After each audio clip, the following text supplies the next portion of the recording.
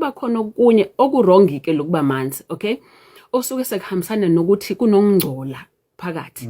Ukungcola lokhu ngikhuluma ngani ke nge-infection. If lo muntu une-infection thizeni, if lo muntu une-discharge, okay, if lo muntu le discharge yakhe inuka kabi, alright, whether le discharge inuka ufish, inuka iqanda, inuka into ebolile, konke lokho kusho something lokunuka lokho ukuthi ngabe kuyini, alright.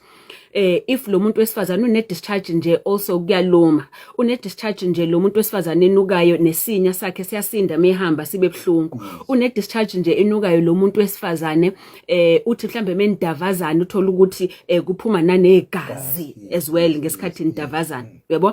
So uyazibona zonke lezi zinto, or uthi mechama kube buhlungu umchamo, already zonke nje lezo zinto yakutshela cha is not make sure. So kunesilonda la, so kunento edinga udokotela usizo, akukona nje ukuthi umzimba wakhe lo muntu wesifazane onjena, but kwawena upartner wakhe leyo nto ialarm ethi cha lo muntu wami ngimjwayela akanjena, udinga usizo, angimtholele usizo.